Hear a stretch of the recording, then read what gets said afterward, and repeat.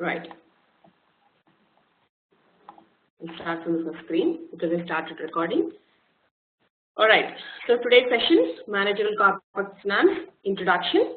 So we'll discuss about the learning objectives and outcomes, the evaluation scheme, and then an introduction about Managerial Corporate Finance and the two key decisions, that is the investment decision and financing decision, and few other things we'll see as we go.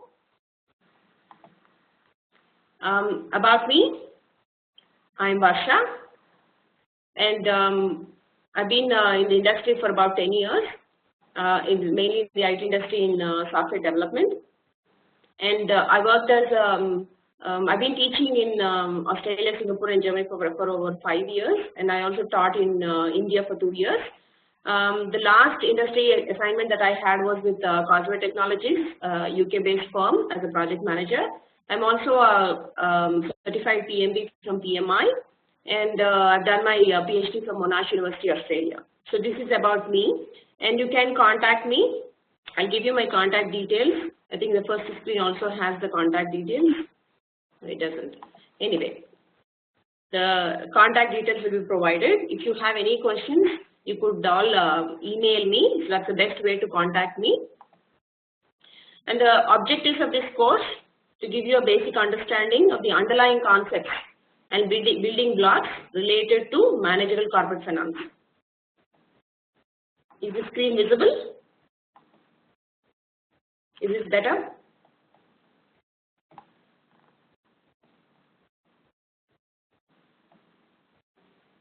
All right, so basically we understand the time value of money concept. Time value of money, again, here we talk about 100 rupees today. Is it worth 100 rupees tomorrow? In future, the value of this 100 rupees, is it going to be the same? Or is the time affecting the value of money? That is the concept, which is called time value of money. We'll discuss about that concept. We'll also discuss about the financial statements and analyzing them. Then understand the basic concepts and behavior. Right? So these are basically the course objectives, objective 1.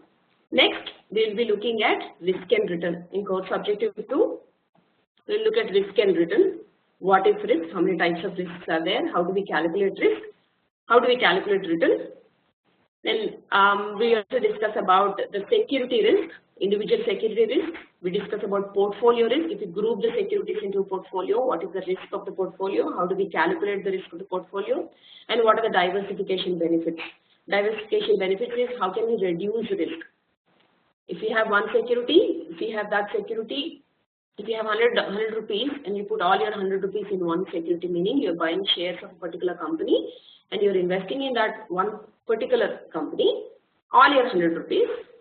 If for whatever reason that company doesn't perform well, you lose your 100 rupees, right? So how do we reduce the risk? We try to split that 100 rupees into, let's say, 2 securities. 50 I'll put in one company, 50 I'll put in another company, right? That way we will reduce the risk. But if one company doesn't perform, we will be losing just the 50. And likewise, we'll see how many companies that we can group together in a portfolio. According to research, we say 16 we should have in a portfolio. If not 16, at least 5 or 6 or 10 is good enough, right? So how can we reduce risk? And when we're talking about diversification benefits, we are spreading out the risk. So when we talk about risk, we'll say how can we diversify? And there is a particular risk that cannot be diversified. So how to deal with that non-diversifiable risk, right? So these are the things that we learn in this course. So that is the second objective. The third objective, we talk about the cost of capital.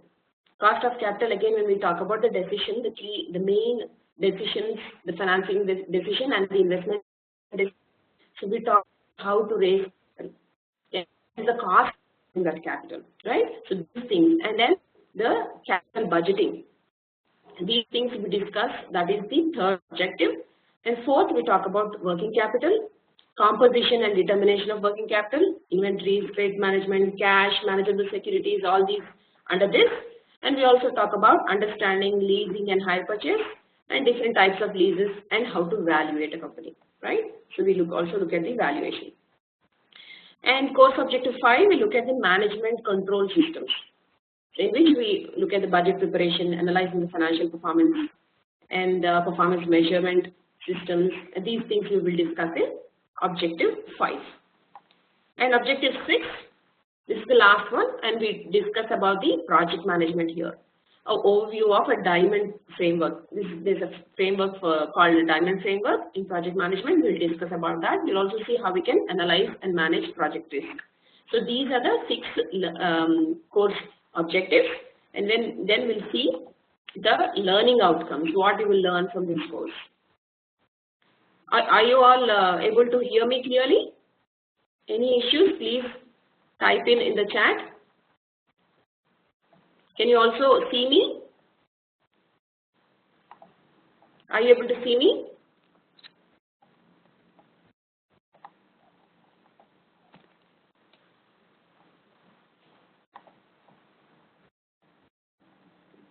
Good.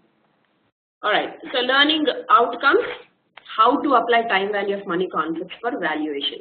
So if you have 100 rupees today, is it worth 100 rupees tomorrow? That we'll find out. We'll also look at a few examples and see how to calculate.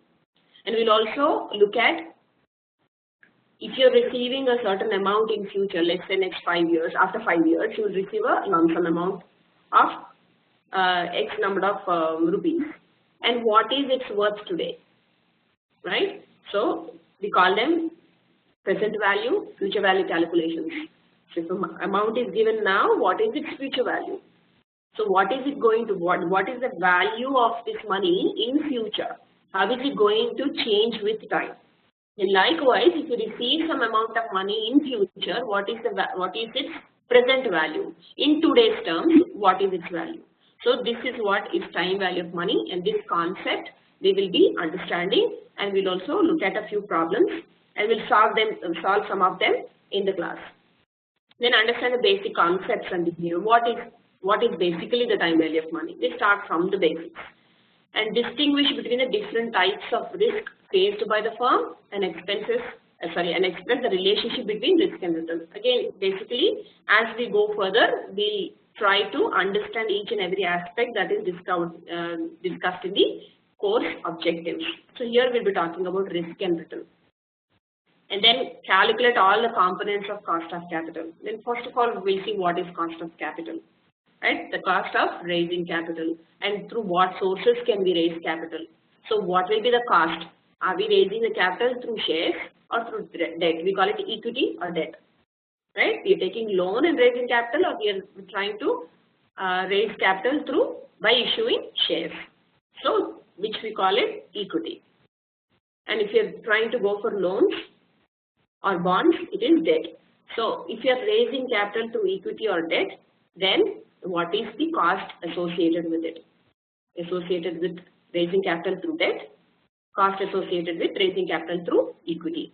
And then overall WACC, that is weighted average cost of capital. If of the 100 rupees that you want to raise, if you're raising 40 rupees is raised through debt, 60 rupees is raised through equity, then the cost of capital that we calculate should be pro rata. That's the weighted average of both, right? So we'll also look at it. When we solve some questions, then it will be more clear. Then learning objective 5, able to evaluate capital budgeting projects.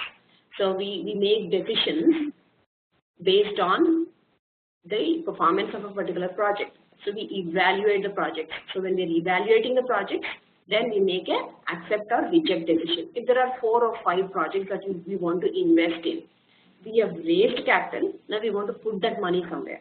We have to invest in some projects. So if there are 4 or 5 projects available, you want to pick and choose the one that is giving you highest return, right? So also you try to evaluate these projects. That we will be looking at in capital budgeting. And then we make accept or reject decisions based on the NPV calculations and other business rules, right? We'll also look at what NPV method is, how we calculate, how we make this decision, right? That is the learning objective 5. Then we look at the working capital. So in working capital, we talk about inventories, we we talk about accounts receivables, account payables, cash management and all this. And then we also talk about, not in working capital, but we also look at capital structure. So what is the capital structure of a firm? Then what is the dividend policy? But these two things we don't really go into detail. We will try to cover them. And then how to maximize the firm value. All these things we discuss and we learn as part of the learning objective 6. And 7, we'll also try and look at the real business financial problems. Again, as we go, it's not about our learning objective 7 or anything. It doesn't mean that it comes at a certain stage. As we go, as we are learning, right from the beginning, right from the time value of money concept, we will always look at business problems. We'll try and use Excel to model them, to apply the formula and try to solve these problems. And then 8, analyze, evaluate, realize business financial situations, identify, apply the appropriate framework concepts to solve it in an optimal, effective manner. So we try and solve them in an optimal, effective manner. And then we also look at the budget preparation, analyzing financial performance. We look at some reports, we'll download some statements and we'll try and analyze them. And then last but not the least, again, analyze and manage project risk using Diamond framework. So these are the things that we will be discussing. And these are the learning objectives. And the textbooks, Principles of Corporate Finance.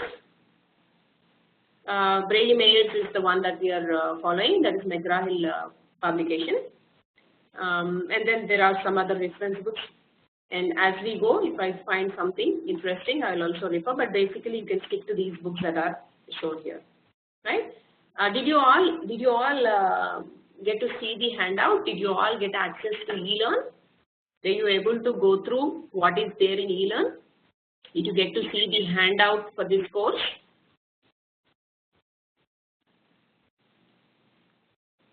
All right, so that means it is, okay, Sumukha says not yet, but all the others have gone through, so that means it is already uploaded.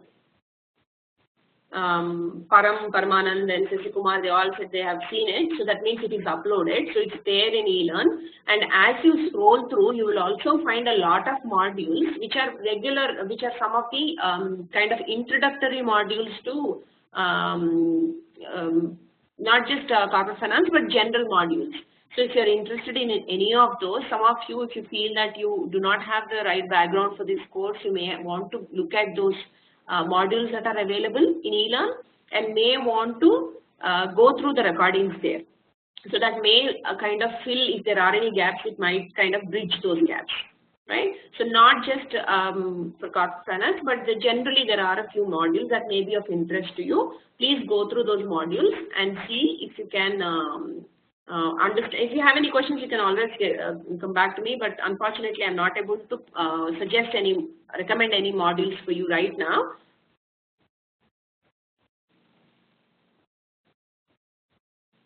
Param says fundamental financial management. So basically any financial management book is good enough if you ask me, but we are following this. So as we go further, I may say that, you know, this topic is from this chapter in the textbook and so on. So it will make it easy for you, that's all. But otherwise, Param, you can follow any financial management or corporate finance book, or you also see the title as business finance. So any of these books are good enough. But as I am going to, because this is a prescribed book, when we are covering a particular topic, I will try, and sometimes I'll say, you know, this topic is from this particular chapter in the book.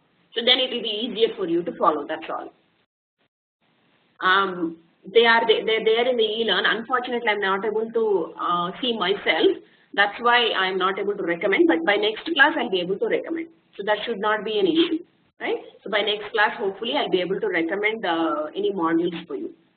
For now, those of you who can see those modules, see if anything is of interest for you and just go through those recordings. But a lot of extra information and extra recordings are available. So if you have any gaps, you can bridge those gaps. So that should not be a problem. And you can always contact me on my email address. So evaluation scheme is something like this. We'll have a quiz 1, which is an online quiz. The weightage is 5%, and this will be before midterm exam. And quiz 2, It's again an online quiz. The weightage is 5%, and this will be after midterm exam. And then we have the experiential learning. The experiential learning component we have introduced, so you all have kind of a hands-on experience. If I'm talking about a particular concept, and if I show you how to get the finance data from, let's say, Young Finance or any other database, and how to apply the concepts that we have learned to that data and make a decision, right? So these things are the experiential learning. So this particular component will be very useful for you in real life. So please don't miss this out. And the weightage for this will be 15%. And the date and time and all that we will announce closer to the date. Once I have covered it in the class, the similar type of assignment, I'll give it to you. So you will have some experience, you will have some practice of doing it. Then we'll have a midterm exam, which is a closed book exam of 2 hours, and the weightage is 30%. Again, tentative dates are already there in the handout. So for now, we just said to be announced, but the tentative dates are already there in the handout. So you can see a mid-semester exam. So roughly you know which month when it will be there. And then the comprehensive exam is an open book exam of 3 hours, and the weightage is 45%. Right? Any questions in this? If there are no questions, I'll just carry on.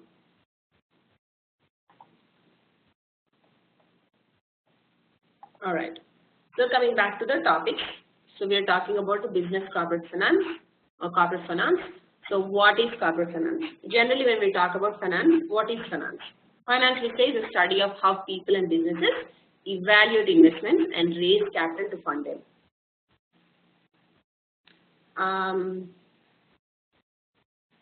Anand Ravi is asking me a question. He says, how many assignments will be there? As shown in the evaluation screen or the PPT, there will be 2 quizzes and 1 experiential learning assignment. So altogether there will be 3. 2 quizzes, online quizzes, and 1 assignment. So altogether there are 3. Sometimes you see them as 3 quizzes, quiz 1, quiz 2, and quiz 3. So please don't get confused. As quizzes there are 2, which is the multiple choice questions. But as an assignment, it will be 1. But together we call them quiz 1, quiz 2, and quiz 3. The reason we call them is previously there was no experiential learning component. So then it was called quiz 1, quiz 2, and quiz 3. So sometimes you still see quiz 3, but quiz 3 means it is the assignment, experiential learning assignment. All right, coming back to the screen. Finance, we say, is the study of how people and businesses evaluate investments and raise capital to fund them. Right? We'll be studying this course, corporate finance, managerial corporate finance. Now, what is corporate finance? Corporate finance is a body of knowledge which focuses on explaining and interpreting financial markets. Now, when you look at these terms, some of it you may not be aware, but don't get overwhelmed because we discussed about these here. But as we go further, each of these terms, when I'm saying financial markets, then I will talk about financial markets. What are financial markets? So every little thing we'll try and discuss. So it should not scare you if you're not having the right background. That is all right. We will still discuss about each one of these. And if anything is not clear to you and you are not able to ask me online, you can always send me an email. And Senthil is asking me, assignment is individual or group.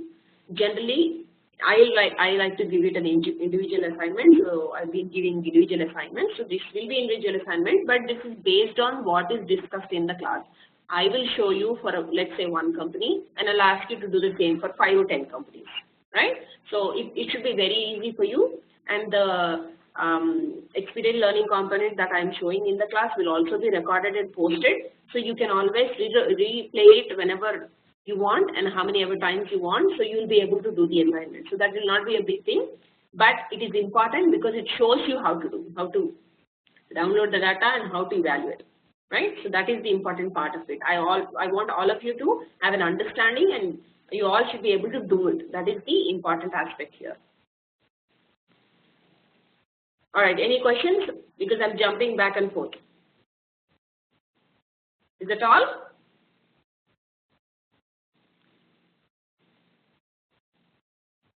There's one more question. Balaji says, is the book Principles of Corporate Finance? Yes, it is. It is more than enough to start with. Like I said, any corporate finance or financial management book is good enough for this particular course. If there are any other additional aspects, obviously I'll be giving them. I'll be providing in the slides. So there should not be any issue. But like I said, this particular book, if you follow, some topics, when I come to different topics, I will refer. I'll say that this topic is so-and-so chapter in the book. Then it will be easy for you to refer back. That's all. Otherwise, you're fine with any corporate finance or financial management book. Also, please follow the slides from the class. Any more questions?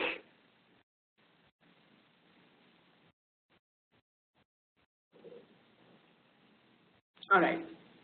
So back to corporate finance. What is corporate finance? Corporate finance is a body of knowledge which focuses on explaining and interpreting financial markets. Now we'll also discuss further what are financial markets, but for now we're trying to understand the financial markets. This is a body of knowledge that explains and interprets. It provides an analytical framework to guide managers of firms and to assist them to evaluate corporate financial decisions. So it helps in analyzing, it helps in assisting to make the decision, to evaluate a particular project and then make a financial decision. So this is that body of knowledge or that framework that helps in analyzing and evaluating the projects to make the corporate financial decisions.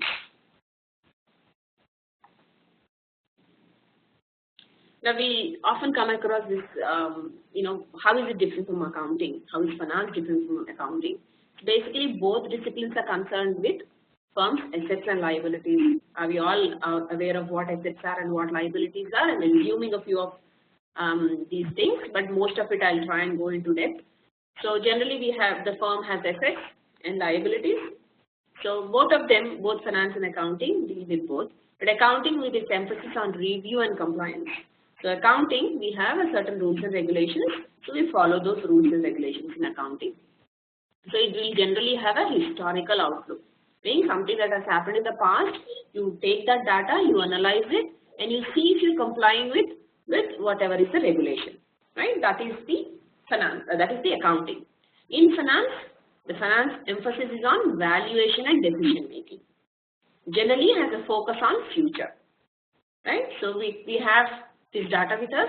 So how are the projections for the next 5 years? Now I have 100 rupees, I want to invest here. What will be my future returns? So here the finance outlook is futuristic. The focus is on future. I am investing this much today, what will I get in future? Whereas accounting, you have this data, you spend this money or you have received this money, this is your income, this is your expense. Now you analyze it. You see what is happening, what you have done, right? So that has got more historical outlook. Accounting has got more historical outlook. Finance has got more futuristic outlook. So the primary focus of accounting is compliance. Accounting standards give discretion in the selection of accounting procedures. Generally, used accounting standards, and each one has got a different way of doing things. So there will be comparability problems when analyzing reports of different companies because they have their own method of doing. Although the principles are the same, but the methods are different. So that may give rise to comparability problems. And then sometimes people deliberately manipulate. So we generally call it creative accounting. There's a term for it called creative accounting. That is, people are deliberately manipulating or window dressing to make it look good. Right? We have seen in the past a lot of companies have done that and they've been caught cheating. Right? So this is basically an overview of accounting and the overview of difference between financing and accounting, but we'll also go in depth. Now, if we talk about definition sort of what is for accounting, it's a preparation of accounting records and financial statements. That is the job of accounting, right? Finance, efficient and productive management of financial resources. How well we can manage our resources and how well we can make sure with the scarce resources that we have, we should be able to perform well. We should be able to get good returns, right? That is finance.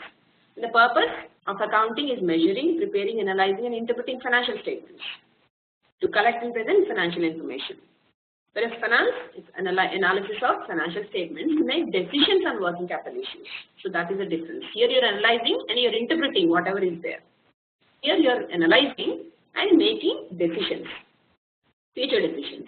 When it comes to working capital, remember we talked about working capital, we talked about the inventory, we just mentioned, not talked, but mentioned about inventory, we mentioned about accounts receivables, account payables, all that we'll discuss in working capital. So how much cash we are holding, what are the credit levels, all the decisions regarding these we will make in finance.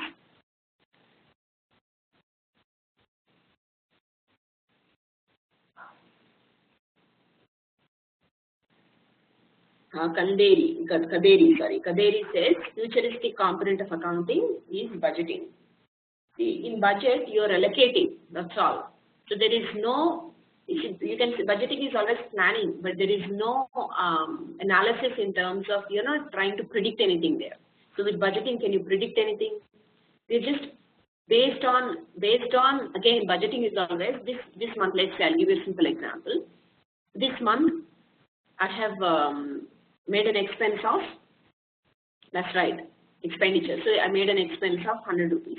Okay. So next month when I allocate a budget, I'll make it around 100 rupees because I know if I can afford to, that's a different story. But if I generally we say, okay, 100 rupees, it's been consistently with the 10 months, been spending 100 rupees, so around 100 rupees. So next month also the budget will be 100 rupees or next year also, whatever the time frame is.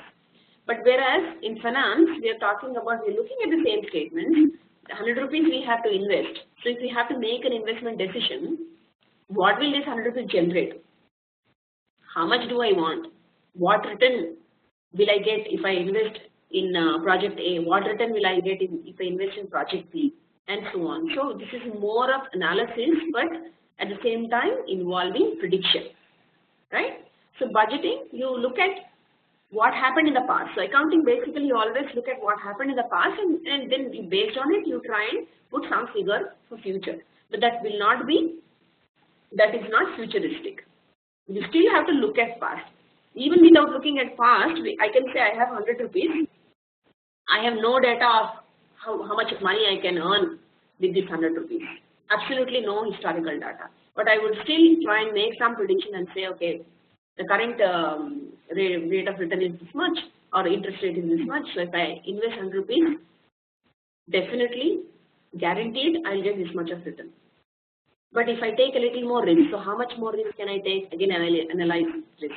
So if I take this much risk, right? It's if with guaranteed return, it's 100 rupees if I invest and I get a guaranteed return of 10 rupees, so 110 I'll be getting next year with a return of 10, let's say. And if I take more risk, will I get 120? So that kind of analysis we do, even if you don't have any historical information. Does that make it clear, Kaderi?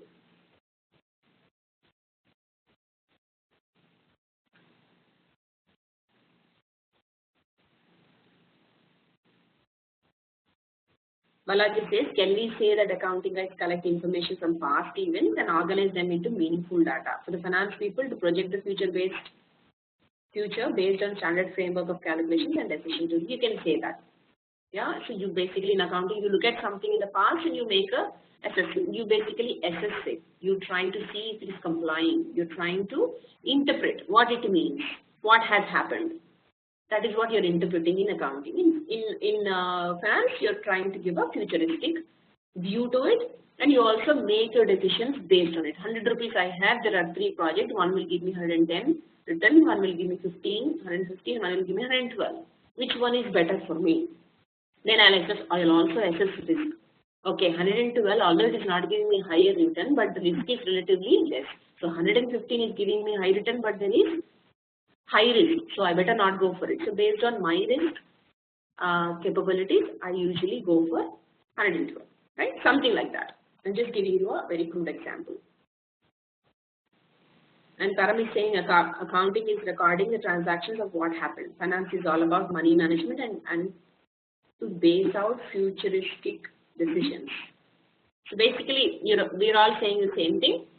Back, if you're talking about Anything that is historical and you're interpreting, that is accounting. If you're using that data, if there is any data, again, we're not looking at any past, but generally with whatever data is available, if you're trying to make futuristic decisions, then that is finance, right? So this is basic distinction, right? That does not mean accounting only does that and finance only does this, right? So what is the goal of accounting? To see how the company is performing, to monitor day-to-day accounting operations, and for taxation purposes. To forecast and model, and that is accounting. For finance, to forecast and model the future performance of the business. Financial planning is one of the aspects. Financial planning, let's say I make 10 lakhs per year. So how do I plan my finance? How much expenses I have? How much savings I have? What kind of benefits am I looking for in future? Is it retirement benefits? What is my age? Am I close to retirement, or am I in an age where my children are going to they're going to go to university, so I need to spend some money on education, or do I have very young children, I need to save for their education, what stage I am, this kind of financial planning based on how much I'm getting now, right? So it doesn't look at what my needs were in the past. It is only looking at what my needs will be in future, right? And the tools, basically for accounting, you look at balance sheet, profit and loss statement, and cash flow statements. But for finance, you look at the performance reports, ratio analysis, risk analysis, estimating break-even. So break-even is basically how much you're investing, how much you're getting in return, what is that break-even point, and then returns on investment, etc. So these are the tools that you look at. That means you're analyzing these things to be able to make your decisions, right? And whereas for accounting, you're analyzing the profit and loss statement in the balance sheet to be able to interpret from it, right? Is this clear? Is this part finance versus accounting clear? Like I said, we are just going from the basics. So we'll try to look at, where possible, we'll try and understand each of the terminology. If you see any new terminology and if you feel you're not able to understand, don't worry about it. Don't worry about it. We'll try and handle it, right? We'll try and look at it. In the beginning, you will be bombarded with a lot of new terminology, but again, you will see that in the coming next few classes, 2 or 3 weeks, you'll be very familiar with all these terminology and you'll be able to talk to me in the same language. The basic areas of finance, we'll say corporate finance is one area, decisions relating to efficient management of a firm. That is what we're doing in corporate finance. Investment analysis and management. That is analysis and valuation of financial assets. This is again another area of finance. People work in this area where they do the investment analysis and they also do the management. They evaluate the financial assets like stocks and bonds. Again, when I'm saying stocks and bonds, some of you may not be familiar with what these are, but we will come to these topics. We evaluate the bonds, we evaluate the stocks. We'll find out what they are. We'll start from what they are to how we analyze them, right? Then risk versus return, asset allocation, all these things are done in investment analysis and management. And then the other area is financial institutions management. So this is management of banks, institutions, insurance companies, brokerage houses, etc. So this is one other area. So I'm just trying to give you what areas are there. So if you are interested in finance and if you want to learn further or enter into a career in any of these areas, you can choose based on your interest and your experience. Probably you can choose which area you want to go in finance. International or multinational finance is the international perspective becoming more and more important in the context. This is becoming more and more important in the context of globalization. But this basically is the same finance, but in international perspective. So you can choose the area based on your interest. So these are the areas. Now, why do we have to study corporate finance? So I'll just stop the recording and restart the recording. So normally, I'll just stop it and then we'll restart, then I'll talk to you.